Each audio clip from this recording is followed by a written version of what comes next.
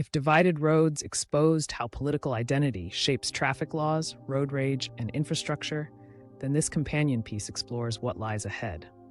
As America transitions into the era of AI, electric vehicles, climate disruptions, and evolving transportation equity, the way states govern mobility will become even more consequential. What choices are being made now, and how might they reshape our safety, freedom, and public trust? The most revolutionary shift in traffic safety will likely come from technology, not legislation. Advanced driver assistance systems, ADAS, automated braking, lane keeping, and vehicle-to-vehicle communication have the potential to eliminate thousands of crashes. Yet their adoption varies dramatically by region and political climate. Blue states tend to embrace tech-forward regulations, including emission standards and mandates for safety features. Red states are more likely to resist federal intrusion into vehicle mandates, prioritizing consumer choice and market freedom.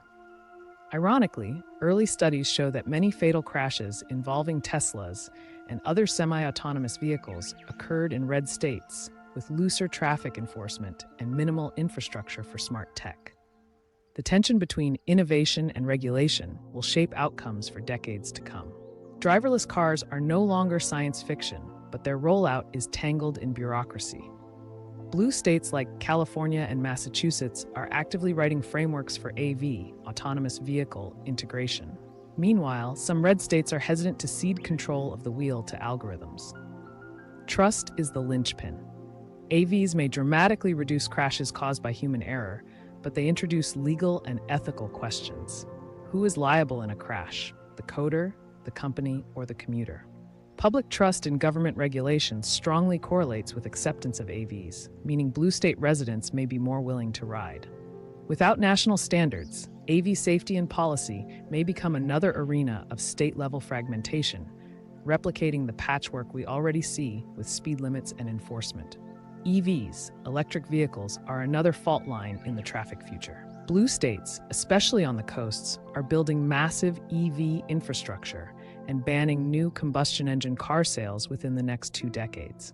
Red states are more skeptical, both of climate policy and of federal subsidies for electric vehicles. This affects road funding too. Gas taxes have long financed highways. As EVs reduce fuel purchases, states must find new models, like per-mile taxation or road usage fees. Blue states are piloting these programs now.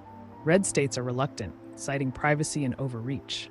Without reform, the decline in fuel tax revenue may further erode road quality, especially in rural red regions already struggling with deferred maintenance. Climate change is no longer abstract, it's visible on the roads. Rising temperatures, coastal flooding, and extreme weather events are degrading infrastructure faster than ever. In the West, fires burn across highways. In the South, floodwaters rip up roads. In the North, freeze-thaw cycles crack asphalt with new intensity. Blue states have begun integrating climate modeling into infrastructure design, raising roads, adding drainage, and investing in sustainable materials. Red states, often skeptical of climate policy, may fall behind in resilience planning, leaving them vulnerable to recurring disasters. Bridges and tunnels built in the 20th century simply weren't designed for this century's conditions. Updating them will take bipartisan urgency, not just technical know-how. The red-blue divide is often a rural-urban one. Cities push for subways, light rail, and walkable infrastructure. Rural regions prioritize vehicle travel, freight efficiency, and low tax burdens. This creates a widening gap in mobility access. Urban residents in blue states enjoy a buffet of transit options. Rural drivers in red states often depend on aging, underfunded highways. This disparity risks entrenching inequality, especially for seniors, low-income workers, and the disabled. Future investments must close this gap. Mobility should not depend on zip code. As traffic tech evolves, so do concerns about surveillance and equity. Smart intersections, license plate readers, and in-car AI raise civil liberties questions. In many red states, there's deep distrust of government tracking.